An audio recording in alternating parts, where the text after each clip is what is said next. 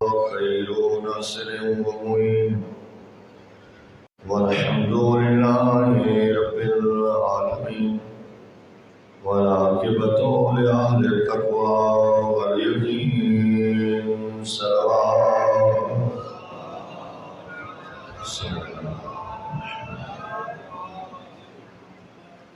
الصلاة والسلام على أشرف الأنبياء والمرسلين سيدنا ونبينا وشفيع ذنوبنا وطبيب قلوبنا ومولانا أبي القاسم محمد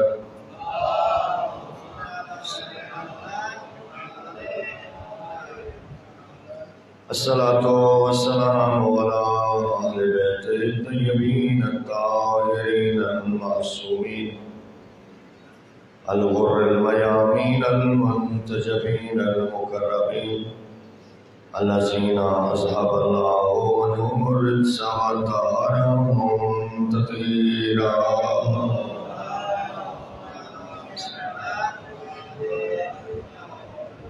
ورحمة الله على أحبابهم وأصحابهم ومواليهم وشيعتهم أجمعين ولعنة الله على أعدائهم ملعونين من يوم عداوتهم إلى أبد الآبدين. أما بعد فقد قال الله تعالى في كتابه المبين وخطابه المتين بسم الله الرحمن الرحيم إن الله يأمر بالعدل والإحسان وإيتاء ذي القربى وينهى عن الفحشاء والمنكر والبغي يعظكم لعلكم تذكرون. صلوات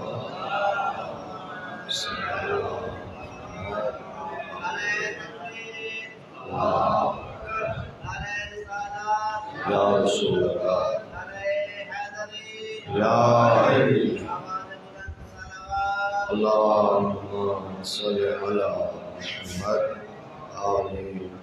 محترم و معزز سامعین، احباب دانش و احباب ایمان، قرآن مجید فرقان حمید میں خالق کائنات رب العزت کا ارشاد گرامی قدر ہے کہ بے شک اللہ عدل، احسان اور رشتہ داروں سے صلہ رحمی کا حکم دیتا ہے، بے حیائی، برائی اور ہر ڈھیلی ہوئی بات سے روکتا ہے. یہ اللہ کا تمہیں واز ہے تاکہ تم نصیحت حاصل کرو. پروردگار ہمیں عادل دیکھنا چاہتا ہے، ہمیں محسن دیکھنا چاہتا ہے، ہمیں رشتہ داروں کے ساتھ حسن سلوک کے ساتھ پیش آنا دیکھنا چاہتا ہے. یہ وہ اوامر الہی ہیں کہ جس سے معاشرہ جنت نظیر ہو سکتا ہے. محبتیں، پیار اور مہر و محبت کا اضافہ ہوتا ہے، رزق بڑھتا ہے اور زندگی لمبی ہوتی ہے. جو بندہ چاہتا ہے کہ میرا دنیا و آخرت آباد ہو، رزق زیادہ ہو، خوشحالی ہو اور لمبی زندگی جیوں، تو اپنے رشتہ داروں کا خصوصی خیال رکھیں. صلہ رحمی کم از کم ان کو سلام کرنے سے سٹارٹ ہو جاتی ہے. کسی کو سلام کرنا، کسی رشتہ دار کو، یہ بھی اس سے صلہ رحمی کے مترادف ہے. اور اس سے آگے مراتب ہیں. تو یہ ساری چیزیں انسان کی دنیا و آخرت کی آبادی کے لیے اللہ نے، اور فلاح و بہبود کے لیے، تاکہ وہ گھاٹے اور نقصان سے بچ جائے. 2 قربان گاہیں عظیم ہیں اور آج تک زندہ ہیں اور زندہ رکھی جائیں گی. ایک قربان گاہ مینا ہے اور ایک قربان گاہ کربلا ہے. یہ دونوں کیوں باقی ہیں؟ اس لیے کہ یہ کردار کی بنا پہ قائم کی گئی. دونوں میں کردار ہے، ایک قربان گاہ میں ایک نبی کا کردار ہے اور ایک قربان گاہ میں ایک امام کا کردار ہے۔ وہ یہ قربان گاہیں خالصتاً کردار کے سائے میں قائم ہوئی۔ حضرت ابراہیم علیہ السلام کو تو اللہ نے بڑے امتحانوں سے گزارا، جیسے خود رب العزت کا ارشاد ہے کہ وَإِذِ ابْتَلَىٰ إِبْرَاهِيمَ بِكَلِمَاتٍ فَأَتَمَّهُنَّ، جب ابراہیم علیہ السلام کو اس کے رب نے بڑے امتحانوں سے گزارا اور وہ اتمہ ہونا کی ڈگری حاصل کرنے میں کامیاب ہو گئے، اور اللہ نے پھر آخر میں انی جاعلک للناس اماما، جب سارے امتحانوں میں مکمل نمبر لے کے کامیابی حاصل کی تو اللہ نے فرمایا ابراہیم اب میں تمہیں لوگوں کا امام بناتا ہوں۔ پہلے عبد بنایا، پھر خلیل بنایا، پھر نبی بنایا، پھر رسول بنایا، آخر میں امام بنایا۔ مل کے صلوات پڑھیں، اللہم صلی علی محمد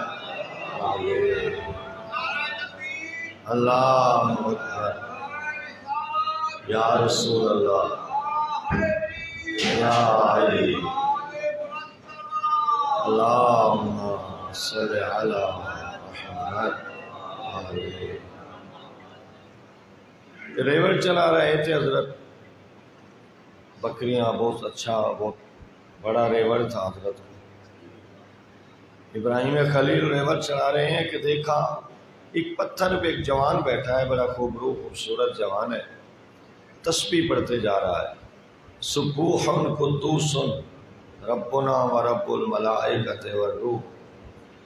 جہاں خوبصورت تھا وہاں آواز بھی بہت خوبصورت تھی، تو آواز خوبصورت کھینچتی ہے، اور رب کی تسبیح تھی۔ حضرت اس کے قریب پہنچے، فرمایا جوان یہ تو میرے رب کی تسبیح ہے۔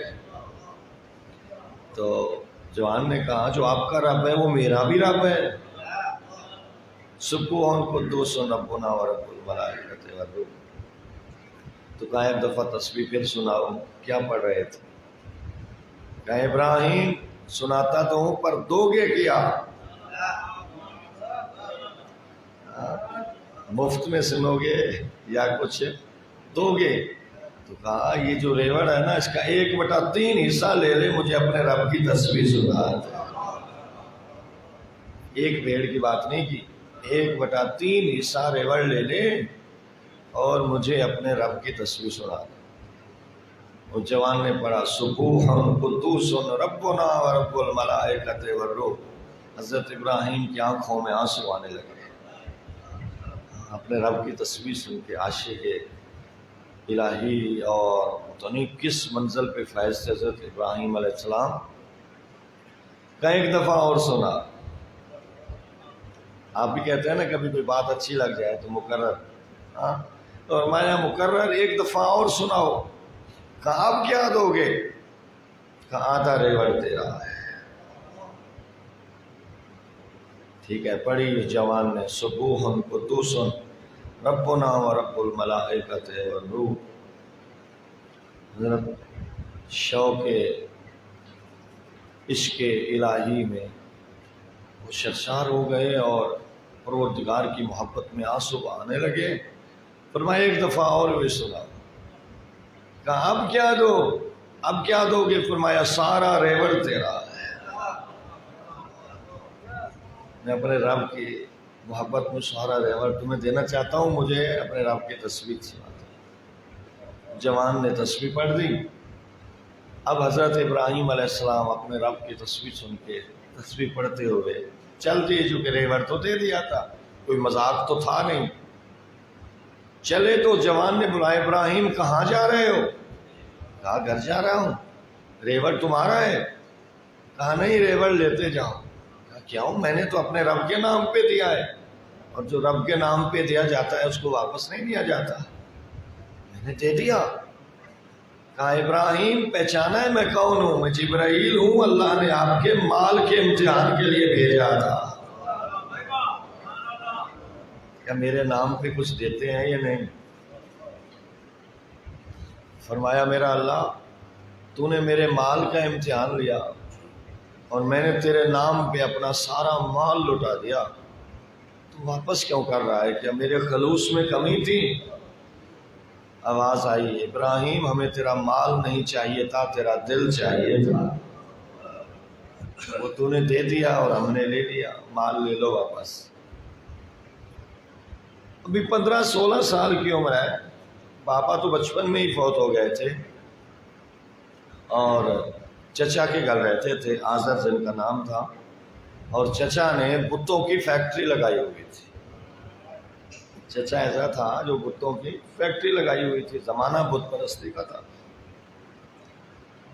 تو کام کر رہے ہیں توحید پہ، چچا کو بھی سمجھاتے لیکن نہیں مان رہے تھے، بہن بھی سمجھاتے کوئی نہیں مان رہا، اکیلے کوئی نہیں مان رہا۔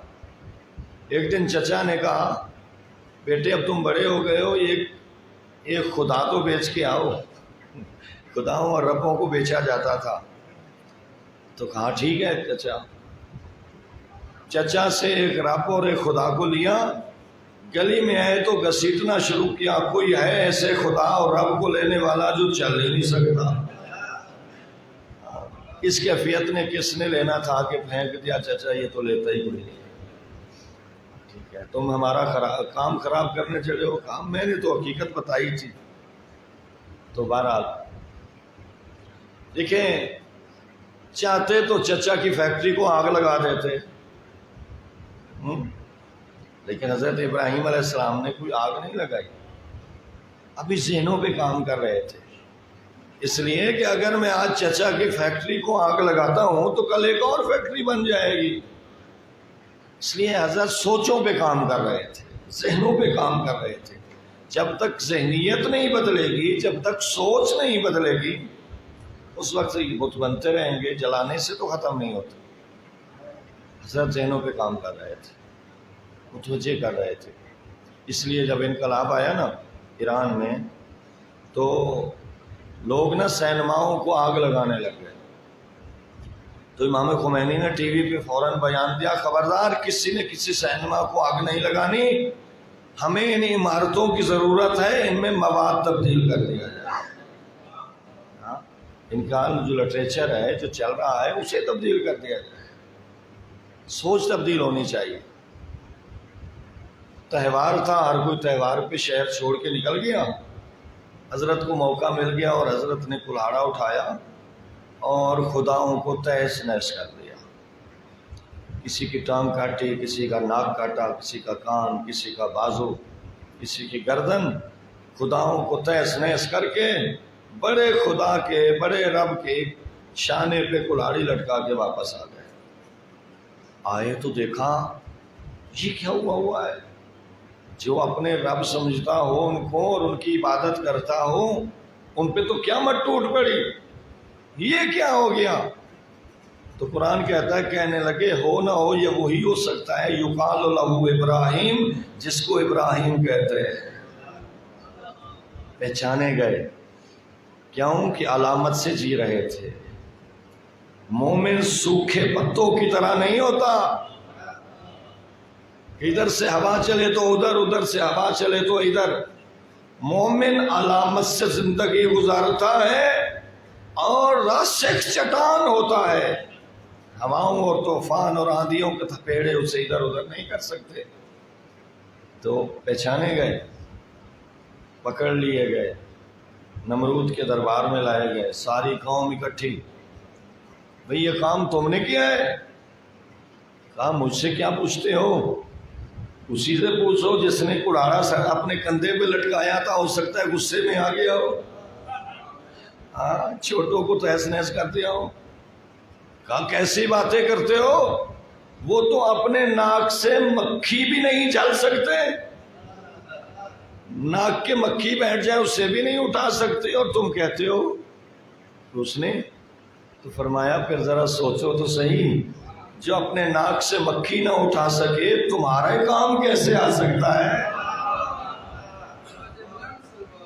اللہم صلی علی محمد۔ تو پھر جہاں باطل کے پاس کوئی دلیل نہیں ہوتی نا تو وہ طاقت استعمال کرتا ہے۔ تو نمرود نے کہا کہ تم ہی تو ہو، دلیل کی بات چھوڑو، لیکن تم ہو ہمارے مجرم، تم نے یہ سب کچھ کیا ہے، تو تمہاری سزا کیا ہونی چاہیے؟ سب نے یہ تجویز کیا، اتفاق یہ ہوا کہ انہیں جلا دیا جائے۔ کیسے جلایا جائے؟ سارے لکڑیاں اکٹھی کریں، ایک بڑا ڈھیر لگ گیا لکڑیوں کا اور اس کو آگ لگا دی گئی۔ آگ اتنی زیادہ سخت تھی کہ دور تک کوئی گزر نہیں سکتا تھا۔ کون اندر ڈالے؟ شیطان نے کہا ایک منجنیق بناؤ، اس میں گولے کی طرح ابراہیم کو پھینکو۔ اکیلے ہیں، 16-17 سال کی عمر ہے، پہلا جہاد ہے توحید پہ، اور مقابلے میں ایکشن اتنا سخت ہے کہ آگ میں ڈالا جا رہا ہے۔ اب حضرت کو منجنیق میں رکھ دیا گیا، آگ تیار ہے، بھڑک رہی ہے، گولا بنا کے ڈالا جا رہا تھا۔ اب فرشتوں میں قرحام برپا ہوا۔ جبرائیل نے آواز دی، پروردگارا ایک ہی تو ہے تیری توحید بچانے والا، ایک ہی تو ہے تیری توحید کا اعلان کرنے والا، اور اس جرم میں ان کو جلایا جا رہا ہے، مدد نہیں کرے گا؟ فرمایا جبرائیل اگر تیری مدد چاہتے ہیں تو جاؤ کرو مدد۔ اور جبرائیل کے آنے میں کیا دیر تھی، پہنچے جبرائیل، فرمایا حل لک حاجت یا ابراہیم، اے ابراہیم میں جبرائیل ہوں، مدد کی ضرورت ہے، بچا لوں آگ سے؟ کہا اما الیک فلا، مدد کی ضرورت تو ہے پر تیری مدد کی ضرورت نہیں ہے۔ یہی امتحان تھا نا، اما الیک فلا، مدد کی ضرورت ہے بٹ تیری مدد کی ضرورت نہیں ہے۔ تو کس کی مدد کی ضرورت ہے؟ اسے بلاؤ نا جس کی مدد کی ضرورت ہے۔ تو ابراہیم علیہ السلام فرمانے لگے، بلایا اور بتایا اسے جاتا ہے جو جانتا نہ ہو، جو تجھے بھیج سکتا ہے وہ میرے حالات سے آگاہ نہیں ہے۔ بس آگ آ گئی، آواز یا نار کونی بردم و سلاما علی ابراہیم، اے آگ خیال کرنا میرا دوست آ رہا ہے۔ آگ نے خیال ایسے کیا کہ وہ انگارے پھول بن گئے، سلامتی بن گئے۔ آگ کچھ نہیں کہہ رہے، جلا ہی نہیں رہے۔ حضرت ابراہیم پوچھتے ہیں میرا اللہ تو نے مجھ سے جان مانگی تھی، تیرے نام پہ میں نے جان دے دی، کوئی خلوص میں کمی تھی؟ آگ مجھے جلا نہیں رہی۔ آواز آئی ابراہیم ہمیں تیرا دل چاہیے تھا، وہ تو نے دے دیا۔ دل والے بیٹھے ہیں نا، ہمیں تیرا دل چاہیے تھا، وہ تو نے دے دیا اور ہم نے لے لیا، جان واپس کر دی۔ بڑے امتحانوں سے گزارا اللہ نے، بڑے بڑے امتحانوں سے، بڑی گرم بٹھیوں سے گزارا، کامیاب ہوتے گئے۔ 120 سال کے ہو گئے، اللہ سے مانگ رہے ہیں رب ہب لی من الصالحین، میرا اللہ مجھے کوئی نیک صالح بیٹا تو دے دے، مجھے کوئی وارث تو دے دے۔ یعنی بیٹے کی محبت ایسی ہے جس نبی کو نہیں دیا انہوں نے آخر دم تک مانگا۔ حضرت زکریا وہ بھی مانگتے رہے، بالآخر اللہ نے آخری عمر میں دے دیا حضرت یحییٰ کہ تو پھر حضرت ابراہیم علیہ السلام بھی مانگتے مانگتے مانگتے رہے، اور دوسری شادی بھی کر لی جناب ہاجرہ سے، پھر بھی کوئی نہیں ہو رہا۔ پہلی جناب سارہ نبی کی بیٹی تھی، اور جناب ہاجرہ جناب سارہ کی کنیز تھی، تو جناب سارہ نے کہہ دیا کہ چلو مجھ سے اللہ تمہیں اولاد نہیں دینا تو میں اپنی کنیز تمہیں ہبا کر دیتی ہوں، ہاجرہ سے نکاح کر لو۔ ہاجرہ سے بھی کچھ نہیں ہو رہا، ہاجرہ بھی 90 سال کی ہو گئیں، جناب سارہ تو ان سے بڑی تھی، دونوں بیویوں سے کچھ نہیں ہو رہا، اور بوڑھے ہو گئے 120 سال، لیکن مانگ رہے ہیں رب ہب لی من الصالحین، رب ہب لی من الصالحین، یہ دعا مانگا کرو جس کا مسئلہ اولاد کا۔ تو بالآخر اللہ نے 5 فرشتوں کو بھیجا جو لوط علیہ السلام کی قوم پہ عذاب لانے آئے تھے، وہی ساتھ ہی حضرت کو بچے کی خوشخبری دینے آئے تھے۔ ادھر اس بستی کو اجاڑنے اور اس بستی پہ عذاب ڈالنے آئے تھے جو لوط علیہ السلام کی قوم تھی، جو غلام بازی کرتے اور پتہ نہیں کیا کیا ہم جنسی کے مسائل میں شریک تھے اور شکار تھے۔ ان کو فنا کرنے کے سے پہلے یہ 5 مقرب خوبصورت ترین فرشتے انسانی شکل میں ابراہیم علیہ السلام کے مہمان بنے۔ اتنے مہمان نواز تھے کہ پوچھے بغیر جا کے بچڑے کو ذبح کر کے بھون کے آ گئے۔ جب ان کے سامنے رکھا تو ہم تو نہیں کھاتے۔ کہا کیوں؟ میں نے تو بڑی محنت سے بچڑا بھونا ہے آپ کے لیے، تم میرے کریم مہمان ہو۔ کہا ہم انسان نہیں ہیں، ہم اللہ کے مقرب ملائکہ ہیں، ہم آپ کو بچے کی خوشخبری دینے آئے۔ فبشرناہ بغلام حلیم، ہم نے بشارت دی ایک ایسے بچے کی جو بردبار، جو بہت نیک صالح اور بردبار ہوگا۔ غلام سے کہنے کا مطلب یہ تھا کہ وہ چھوٹا ہو کے نہیں، غلام یعنی جوان بھی ہوگا۔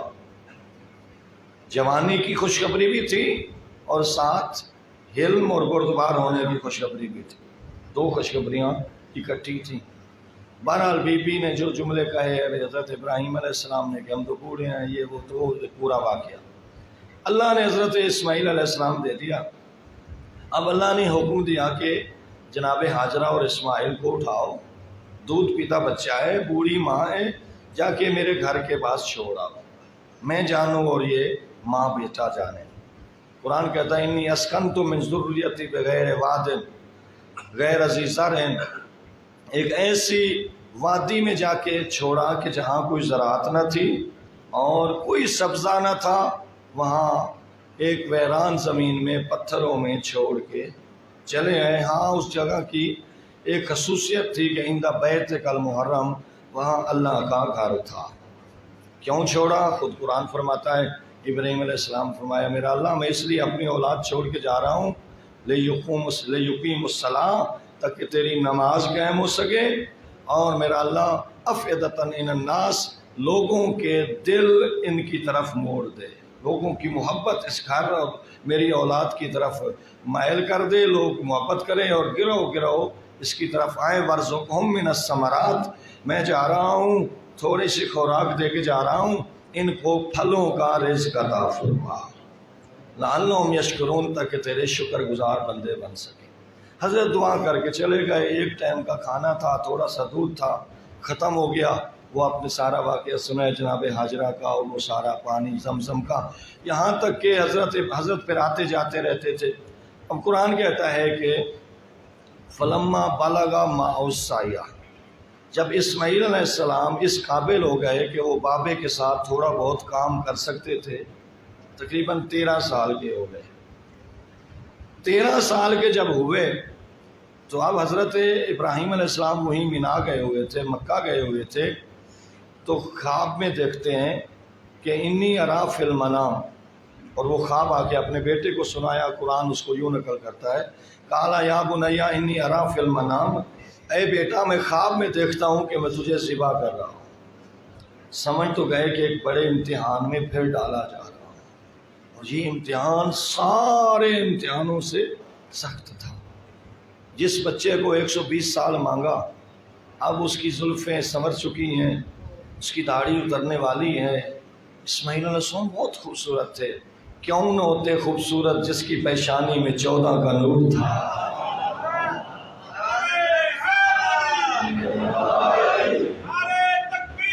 اللہ اکبر، یا رسول اللہ، یا زندہ باد، زندہ باد، مردہ باد،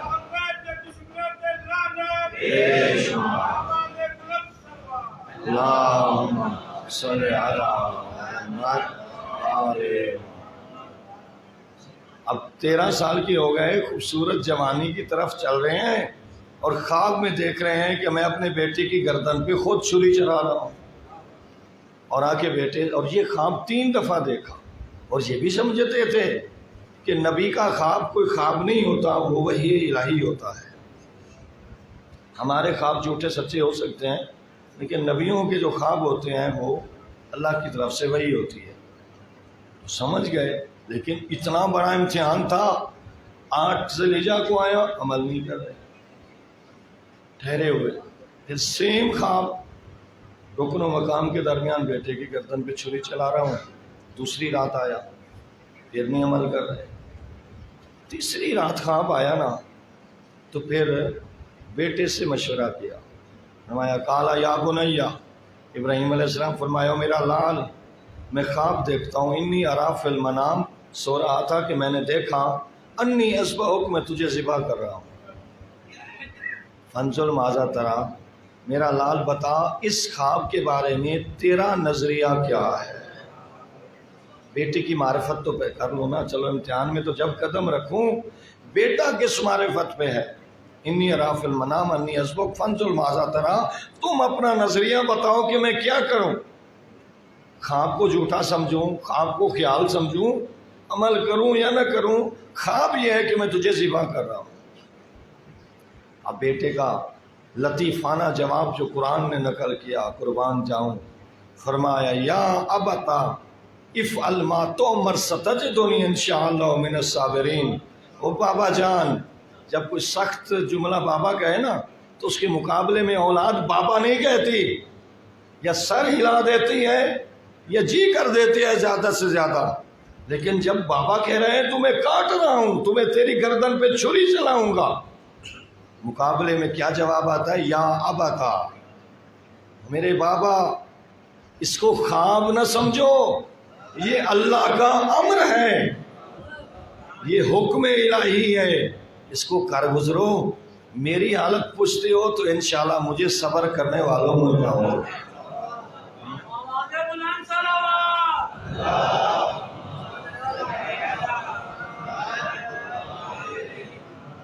ستجدونی انشاءاللہ من الصابرین، انشاءاللہ میں صبر کرنے والوں میں۔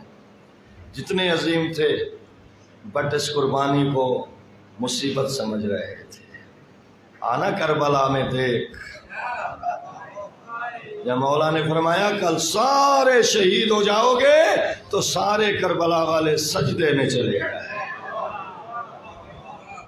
سجدہ نعمت پہ کیا جاتا ہے، صبر مصیبت پہ کیا جاتا ہے، یہ فرق ہے۔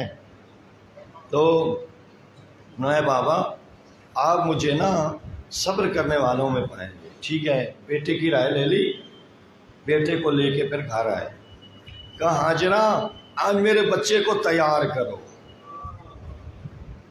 کیا خیر ہے؟ کہا دوست نے بلایا ہے، ملاقات کو جانا ہے۔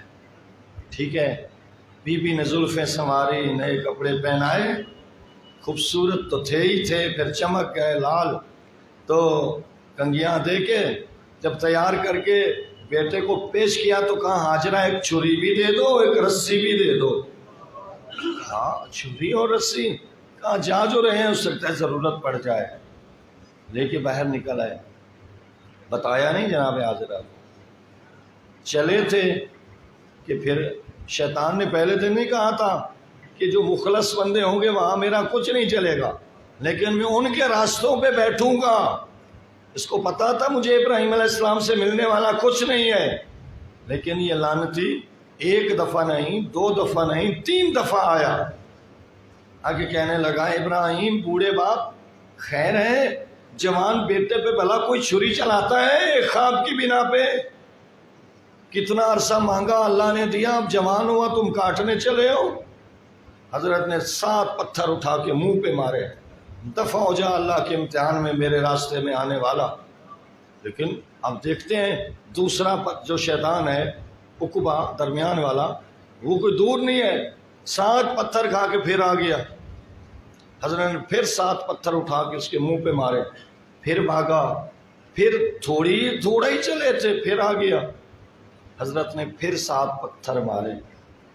اچھا دیکھو حضرت کا گھر کہاں تھا اور رسی چھری لے کے کہاں آ رہے تھے؟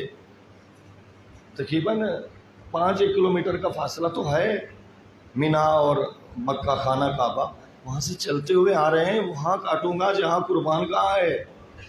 وہاں حضرت نے اپنے بچے کو لٹایا، اور ادھر وہ شیطان کو جب حضرت ابراہیم علیہ السلام سے کچھ نہ ملا نا، تو پھر وہ حاجرہ کے بی بی کے دروازے پہ پہنچا، دستک دی۔ بی بی نے کہا کون؟ انسانی شکل میں آیا ہوا تھا یہ مردود۔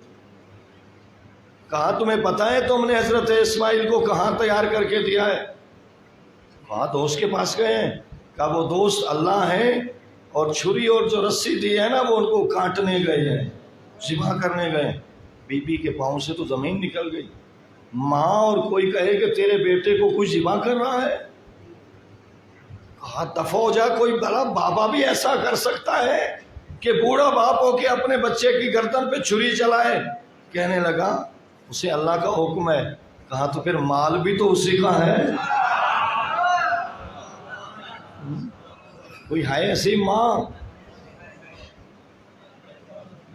ایسے نہیں نبیوں کی مائیں بن جاتی، ایسے نہیں کہ رزق کی تلاش کے لیے جو 7 چکر لگائے تھے، اللہ نے ان کے چکروں کو حج کا حصہ بنا کے فرما دیا کہ حاجی جب تک جہاں حاجرہ کے قدم تھے تیرے قدم نہ ہے تو میں تیرا حاجی قبول نہیں کروں گا۔ ایسے نہیں۔ اللہ یا رسول اللہ، یا اللہ صلی اللہ۔ شیطان کو جب وہاں سے کچھ نہ ملا تو وہ دفع ہو گیا، لیکن بی بی دل میں سوچنے لگی اگر یہ بات سچی ہو گئی تو پھر ابراہیم علیہ السلام کو تو جانتی تھی، وہ تو کر گزریں گے، اور اگر واقعاً کر گزریں گے تو میں کہاں جاؤں گی؟ میرے بیٹے ذبح ہو جائیں گے، میں کدھر؟ ماں کی ممتا جاگی۔ جب تک حضرت واپس نہیں آئے، یا دروازے پہ جاتی یا کمرے میں جاتی، یا دروازے پہ جاتی یا کمرے میں، بیٹھی نہیں ہے بی بی، تڑپتی رہی۔ اگر ایسا ہو جائے تو میں کیا کروں گی؟ تڑپتی رہی۔ ادھر حضرت قربان گاہ میں پہنچے اور بیٹے نے وصیتیں کی، جو وصیتیں کی نا اس پہ مخلوق الہی تڑپی، جانور روئے، پرندے روئے، ملائکہ روئے، کہنے لگے بابا، اب قرآن کہتا ہے فلما اسلما، جب دونوں آمادہ ہو گئے، سر تسلیم خم کر بیٹھے، تو طلہ للجبین، اپنے بچے کو جبین کے بل لٹایا۔ اس وقت حضرت اسماعیل علیہ السلام فرمایا بابا میں ہوں جوان، آپ ہیں بوڑھے، میرا شباب دیکھ کے ہو سکتا ہے آپ میری گردن پہ چھری صحیح طرح سے نہ چلا سکیں، آپ اپنی آنکھوں پہ پٹی باندھ، آنکھوں پہ پٹی باندھ۔ اچھا بابا دوسرا کام یہ کریں، یہ جو رسی ہے نا اس سے میرے ہاتھ پاؤں مضبوطی سے باندھو، جب آپ چھری چلانے لگے اور میں جوان ہوں، جب تڑپوں گا تو ہو سکتا ہے چھری اٹک جائے اور آپ صحیح طریقے سے نہ چلا سکیں، میرے ہاتھ پاؤں مضبوطی سے باندھ دو۔ بابا یہ میرا قمیص اتار کے دور رکھ دو، اس پہ میرے خون کے چھینٹے نہ جانے دینا، اور یہ میرا قمیص جا کے میری شفیقہ ماں کو دینا، وہ میرے قمیص سے میری خوشبو سونگھ کے جیے گی۔ وصیتیں ہو گئیں، اب قربان ہونے لگی کائنات۔ بوڑھا باپ جوان بیٹے سے کیا کرنے چلا ہے؟ استقامت کے پہاڑ تھے حضرت ابراہیم، بوڑھے ہیں، 130 سال سے عمر بڑھ گئی ہے، اور بچے کو لٹا کے باندھ دیا۔ یہ بکرے کے پاؤں نہیں باندھ رہے تھے، یہ اسماعیل علیہ السلام کے، جس کو 120 سال مانگا تھا میرا اللہ دے دے، میرا وارث دے دے، لیکن اب اس کے پاؤں باندھ رہے ہیں، اس کے ہاتھ باندھ رہے ہیں، پاؤں ہاتھ باندھ کے قمیص اتار کے سائڈ پہ رکھا، اور پھر اپنی آنکھوں پہ پٹی باندھ کے مضبوطی سے چھری کو سیدھا پکڑا، تیر چھری تھی اور سیدھا پکڑا۔ کیا نرم و نازک گلا تھا حضرت اسماعیل کا، ہاں، سیدھا جب پکڑ کے مضبوطی سے استقامت سے چھری کو چلایا تو آواز آئی جبرائیل یا رب جلیل جاؤ چھری کو الٹا کرو۔ میرا اسماعیل ہے کہیں کٹ نہ جائے، چھری کو الٹا کرو۔ چھری الٹا ہو گئی لیکن رگڑ تو آ رہی تھی نا، رگڑ رہے تھے۔ 3 دفعہ حضرت نے کوشش کی، چھری کاٹ نہیں رہی۔ کیوں کہ من عن الجلیل و یامرون الخلیل، چھری کو خلیل حکم دیتا تھا کاٹ، لیکن جلیل کی آواز آتی تھی چھری نہیں کاٹنا، میرا اسماعیل ہے نہیں کاٹنا۔ 3 دفعہ کوشش کے باوجود چھری نے جب نہ کاٹا، اور حضرت ابراہیم علیہ السلام کو پتہ نہیں تھا کاٹ رہی ہے یا نہیں، وہ تو آنکھوں پہ پٹی باندھے ہوئے تھے، وہ تو مضبوطی سے چلا رہے تھے۔ فرمایا اب ایک دمبا لے آؤ اور رکھ دو، حضرت اسماعیل کو نیچے سے نکال لو۔ اسماعیل علیہ السلام کو نکال کے دمبا رکھ دیا گیا اور چھری نے اسے کاٹ دیا۔ جب آنکھوں سے پٹی کھولی تو حضرت اسماعیل علیہ السلام مسکرا رہے تھے، ایک دمبا ذبح ہوا تھا۔ حضرت ابراہیم علیہ السلام فرمایا میرا اللہ، تو نے مجھ سے میری اولاد مانگی، میں نے پوری خلوص اور استقامت سے تمہیں دینا چاہیے، کہ میرے خلوص میں کمی تھی کہ میرا اسماعیل بچا دیا؟ کہ نہیں، آواز آئی نادیناہ یا ابراہیم، ہم نے ندا دی او ابراہیم قد صدقت الرؤیا، تو نے اپنا خواب سچ کر دکھایا۔ فدیناہ بذبح عظیم، ہم نے اس قربانی کو ایک بڑی قربانی میں بدل دیا، ہم نے اس قربانی کو بذبح عظیم ایک بڑی قربانی میں بدلا ہے۔ ان ھذا لہو البلاء المبین، اے ابراہیم یہ نہ سمجھنا یہ چھوٹا امتحان تھا، یہ بلاء مبین تھی تجھ پہ، بڑا امتحان تھا۔ ہاں، سلام علی ابراہیم، ابراہیم تیرے اوپر سلام ہو، ترکنا علیہ فی الآخرین، ہم تیری اس قربانی کو آخر تک باقی رکھیں گے، تیری یاد باقی رہے گی، یہ قربانی کرتے رہیں گے لوگ۔ سلام علی ابراہیم انا کذالک نجزی المحسنین، ہم تو محسنین کو ایسی جزا دیتے ہیں۔ اللہ قصیدے پڑھتا رہا، ابراہیم علیہ السلام امتحان پاس کرتے رہے۔ بس ختم کروں، دیکھیں اللہ نے ابراہیم علیہ السلام کو بڑے امتحانوں سے گزارا۔ میں نے آپ کو 3 امتحان بتائے ابھی، مال کا امتحان، جان کا امتحان، اولاد کا امتحان۔ بڑی چیزیں تو عموماً بندے کی یہی ہوتی ہیں، یا مال ہوتا ہے، یا اولاد ہوتی ہے، یا پھر جان ہوتی ہے۔ اللہ نے 3 امتحانوں سے گزارا۔ مال کا امتحان تو سارا دے دیا، جان کا امتحان تو آگ میں ڈال دیا اپنے آپ کو، اور اولاد کا امتحان تو خوبصورت بچے، جوان بچے کی گردن پہ چھری رکھ دی۔ لیکن جو بات سننے اور جاننے کی ہے وہ یہ کہ اللہ نے 3 امتحان تو لیے لیکن 3 چیزیں واپس کر دی، مال بھی واپس کر دیا، جان بھی واپس کر دی، اور آخر میں اولاد بھی واپس کر دی۔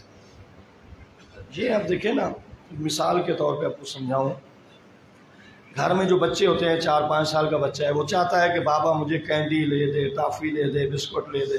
بچوں کی فطرت ہے، وہ دکان کی چیزیں، چھوٹی چیزیں زیادہ پسند کرتے ہیں، چاکلیٹ۔ تو آپ اگر بچے کو چاکلیٹ لے دیں اور لے دینے کے بعد اس سے کہیں کہ بیٹا مجھے تو دے دو، اور اگر وہ دے دے تو آپ کھانے کے لیے منہ کی طرف لے جائیں تو اس کا چہرہ دیکھیے گا، اس کے اوپر ذرا حالات چینج ہوتے ہیں۔ ہاں، اگر وہ خوش ہو کے دے رہا ہے تو سمجھیں کہ ابھی تربیت ہو چکی ہوئی ہے، چونکہ بابا ہی تو ہے، اسی نے لا کے دیا ہے، اب دے دوں تو کیا ہے، پھر پیکٹ آ جائے گا، پھر پورا ڈبہ آ جائے گا۔ لیکن اگر بچہ نہ دے رہا ہو، یا دینے میں گھبرا رہا ہو، یا رو رہا ہو، تو سمجھیں کہ ابھی تربیت کی ضرورت ہے۔ لیکن اگر بچہ دے دے، آپ لے لیں اور کھائیں گے تو نہیں، بچے کو واپس کر دیں گے۔ آج بچہ 4 سال کا ہے، آپ اس سے چاکلیٹ اور کینڈی اور ٹافی لے کے واپس کر رہے ہیں۔ یہی بچہ جب 35 سال کا ہو جائے گا، اللہ تیری دعاؤں سے اسے افسر بنائے گا، وہ تمہیں کپڑے لا کے دے گا، تو لے لے گا۔ جب بچہ جوان ہو جائے گا، کپڑے لا کے دے گا، لے لے گا، دوائیاں لا کے دے گا، لے لے گا، گاڑی لا کے دے لے لے گا، دنیا کی جو چیز بھی دے گا لے لے گا۔ دیکھنا ذرا کربلا میں اللہ نے سیم یہی چیزیں حضرت حسین مولا سے مانگی، مال بھی مانگا، اولاد بھی مانگی اور جان بھی مانگی۔ ادھر ابراہیم علیہ السلام سے مال بھی مانگا، جان بھی مانگی اور اولاد بھی مانگی۔ یہاں واپس کی جا رہی ہے، وہاں واپس نہیں کی جا رہی، اس لیے کہ ابراہیم علیہ السلام کا دور بندگی کا بچپن تھا اور حسین کا دور بندگی کی جوانی تھی۔ اب بندگی جوان ہو چکی تھی کربلا میں، سارے نبیوں کی محنتیں اکٹھی ہو چکی ہوئی تھیں اور اس کو بچانے والے کا نام حسین ابن علی تھا، اور اسی کی یاد میں آپ آئے بیٹھے ہیں۔ ایک قربان گاہ تھی مینا، جس میں قربان ہو رہے تھے حضرت اسماعیل، اور پھر حضرت اسماعیل علیہ السلام کو جب حضرت واپس لے آئے تو بی بی تو گھر میں نہیں بیٹھ رہی تھی، تو جب حضرت اندر وارد ہوئے تو بی بی فوراً اپنے بچے کو گود میں لے لیا۔ کہا ابراہیم کہاں گئے تھے؟ پھر بتا دیا امتحان تھا، اللہ نے بلایا تھا۔ تو کہا پھر کیا ہوا؟ بی بی نے گردن دیکھی تو چھری کے داغ تھے، چھری کے داغ تھے۔ حضرت الٹی چھری بھی لگاتے تو رہے تھے نا، وہ نازک سی گردن تھی، چھری کے داغ تھے، ہاتھوں پہ رسیوں کے داغ تھے۔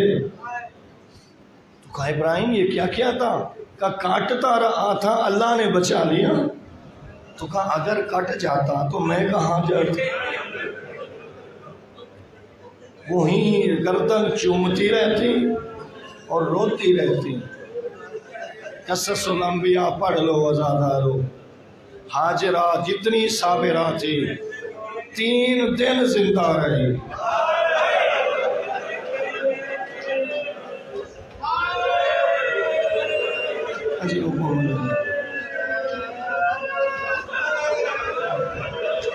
ماں کی ممتا تھی نا۔ ابراہیم اگر میرا بچہ کٹ جاتا تو میں بوڑھی ماں کدھر جاتی؟ نہ برداشت کر سکی چھری کا گس، چھری کا داغ برداشت نہ کر سکی اور دنیا چھوڑ گئی۔ ذرا دیکھنا کربلا میں حسین مولا 9 حاجرہ لائے تھے، 9 مائیں تھی جو اپنے بچوں کے لاشوں کو سنبھال رہے تھے۔ ہاں میری قربانی۔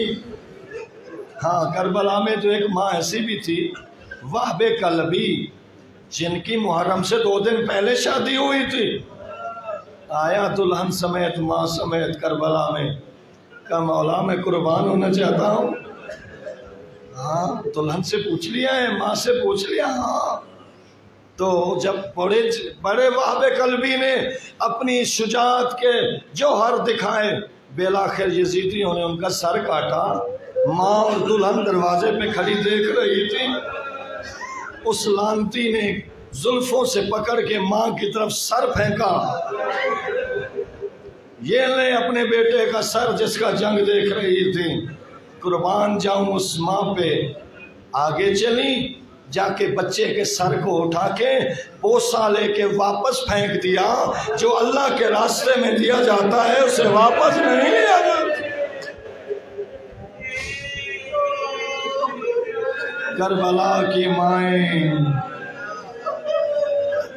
یہ تو ایک صحابی کی ماں تھی۔ آنا ذرا علی اکبر کی ماں کا حال، ام لیلا، جس نے رسول کی شکل کو پالا، ہم شکل پیغمبر۔ جب سارے دے بیٹھا نا آزادارو، آج 9 محرم ہے، جی بھر کے رو، آئے گی زہرا، اپنا رومال لائے گی، تمہارے آنسوؤں کو جمع کرے گی۔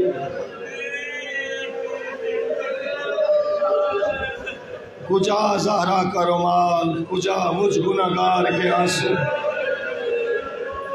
یہ آنسو بڑے قیمتی ہیں۔ عزادارو، ان بہانے میں سستی اور بخل سے کام نہ لیا کرو، آنکھوں کو دعوت دیا کرو، آنکھوں برس لو۔ کوئی گندا خواب آئے نا بندے کو اور بیدار ہو تو خیال آتا ہے، ہو سکتا ہے میری آخرت خراب ہو، لیکن میں جو حسین کا رونے والا، زہرا آئے گی مجھے بچا کے چلی جائے گی، کہے گی میرے حسین کا رونے والا ہے۔ عزادارو، سب سارے دے بیٹھا، جوانان بنی ہاشم بچ گئے۔ کون بڑا سب سے پہلے؟ وہ جسے اللہ نے شکل پیغمبر عطا کی تھی۔ حضرت فرماتے تھے کننا اذا اشتقنا الی زیارت نبیک فانظرنا الیہ۔ میرا اللہ، جب ہمیں تیرے نبی کی زیارت کا شوق ہوتا تھا، ہم علی اکبر کو سامنے بٹھاتے، ہمیں نبی کے چہرے کی زیارت ہو جاتی تھی۔ اور مولا حسین نے تو نانے کو جوانی میں نہیں دیکھا تھا۔ اگر حسین مولا نے نانے کو جوانی میں دیکھا ہے تو اکبر کے چہرے میں دیکھا ہے۔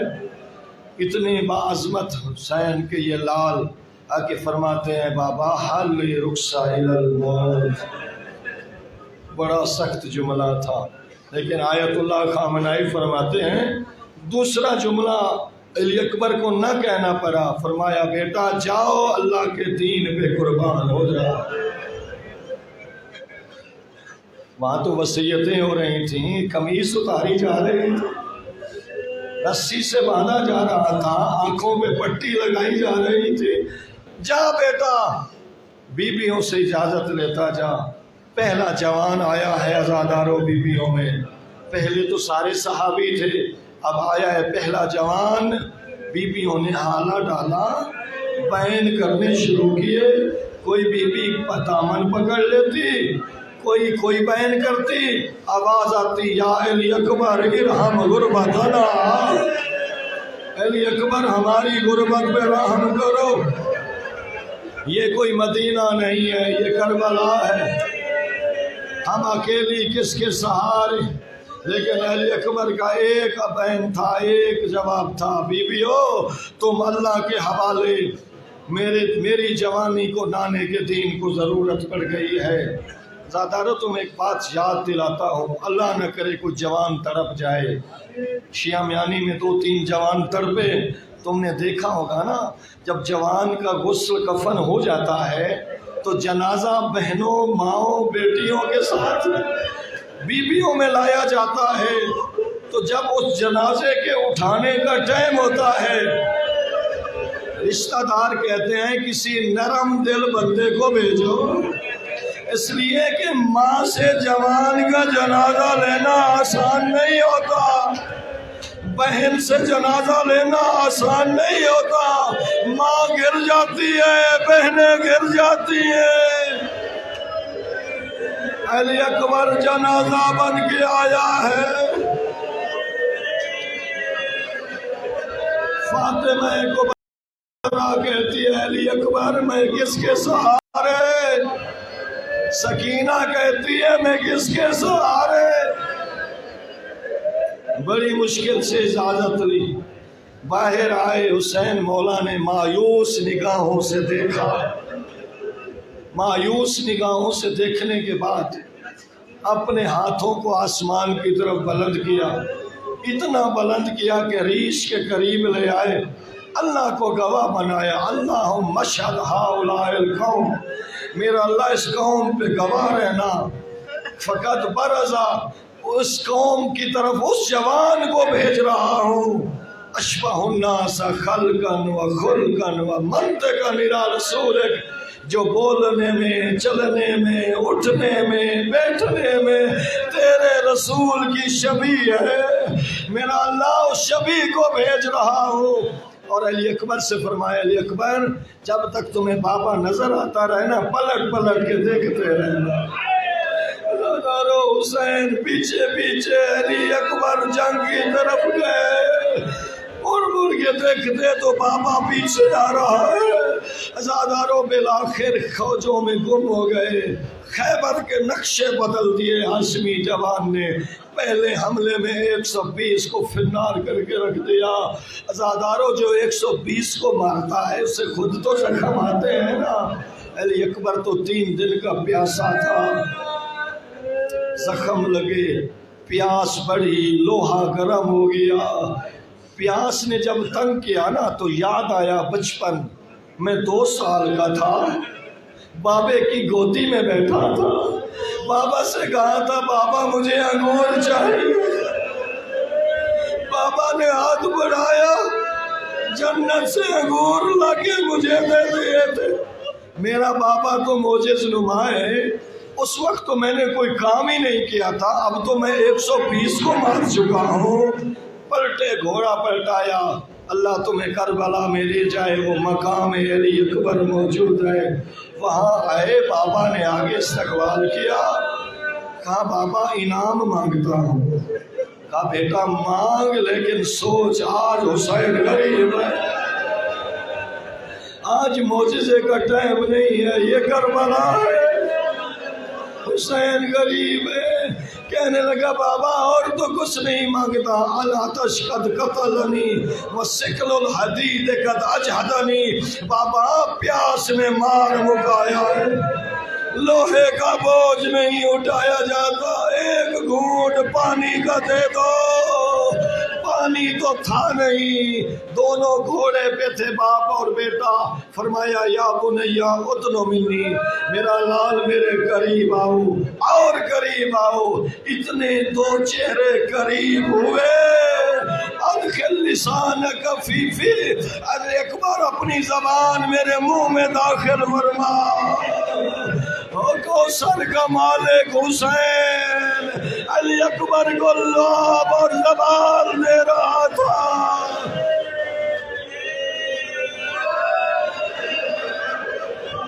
علی اکبر نے جیسے ہی اپنی زبان بابے کے منہ میں ڈالی، فوراً نکال کے فرمایا بابا لسانوں کا اے بسو میں لسانی، بابا تیری زبان تو مجھ سے زیادہ خشک ہے،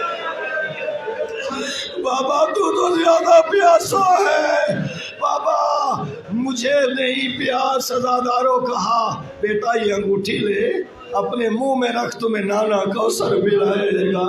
عزاداروں پہلے گئے تھے آنے کی امید تھی، اب جا رہے ہیں آنے کی امید نہیں ہے۔ 80 ملونوں کو فنار کیا، ایک لعنتی چھپا بیٹھا دیکھ رہا تھا جنگ، کتنی خوبصورت جنگ لڑ رہا ہے شہزادہ۔ اس لعنتی نے قسم اٹھائی اگر یہ جوان میری طرف سے گزرا میں نے نہ اتارا تو ساری عرب کے گناہ ملے گلے میں آئے۔ اس لعنتی نے چھپ کے اپنا نیزہ آمادہ رکھا، علی اکبر وار کرتے ہوئے وہاں سے گزرے۔ ظالم نے نیزہ مارا تو پیچھے سے تھا، لیکن اس کی علی سینے سے نکل آئی۔ میں نے پڑھ دیا تو نے سن لیا، نیزہ لگا سینے سے باہر آیا۔ علی اکبر نے اپنی بائیں گھوڑے کی گردن میں ڈالی، گھوڑا میرا بابا ضعیف ہے۔ عزاداروں آواز دی۔ اب شہید مطاری فرماتے ہیں جب علی اکبر اترنے لگے سلام نہیں کیا، رد سلام کیا۔ کیوں؟ اس لیے کہ علی اکبر نے فرمایا بابا مجھے ارمان کھائے جا رہا ہے، میں نے پانی مانگا کیوں تھا؟ تو جو میرا غریب بابا تھا میں نے پانی کیوں مانگا؟ دیکھ بابا نانا کوثر لے کے آیا ہے، ایک جام تمہارے لیے بھی لیے ہوئے ہیں، علیکہ منی سلام، بابا میرا سلام قبول کرو۔ اب ادھر سے سلام آیا، ادھر حسین اٹھے آنکھوں پہ ہاتھ آئے، مجھے تو نظر کچھ نہیں آتا، آواز دیتے یا علی یا علی، پھر کھڑے ہو جاتے، پھر کہتے یا علی۔ علماء فرماتے ہیں یا تو بلا رہے تھے نجف کا والی، آ جاؤ میرا اکبر اتر گیا ہے، میری آنکھوں کا نور ختم ہو گیا ہے، آؤ مجھ سے علی اکبر اٹھواؤ۔ یا فرماتے تھے علی اکبر تیرا بابا ضعیف ہے، میرا انتظار کرنا۔ اٹھتے بیٹھتے علماء نے لکھا پدر در لاش بسر سانو مزانو رسید، جیسے بچہ گھر میں کبھی اٹھتا ہے کبھی گر جاتا ہے، حسین گر جاتے پھر کھڑے ہو جاتے، فرماتے علی اکبر میں آ رہا ہوں، علی اکبر میں آ رہا ہوں۔ اللہ جانے کیسے پہنچے، گئے تو دیکھا بسیوفہم اربن اربا، ان کی تلواروں سے علی اکبر کی لاش ٹکڑے ٹکڑے ہو چکے تھے۔ علی اکبر ایڑیاں رگڑ رہا تھا، سینے میں برچھی لگی ہوئی تھی، حسین اونچا رونے، اونچا آواز میں روئے، اونچا بکان شدیدہ، اتنا کسی شہید پہ نہیں روئے جتنا علی اکبر کی لاش پہ روئے۔ اونچا رو کے ایک بین کیا الدنیا بعد کلافا، اکبر اب میری دنیا ختم ہو گئی۔ عزادارو پھر جھکے، اتنا جھکے وضع خطہ ولا خطے، علی اکبر کے رخسارے پہ رخسارہ رکھا، عمر سعد اللہ تیری نسل ختم کرے، تو نے میرا کتنا نقصان کیا، لے آؤ جنازہ۔ حسین سے نہیں اٹھایا جاتا، اٹھو حسین سے جنازہ اٹھواؤ۔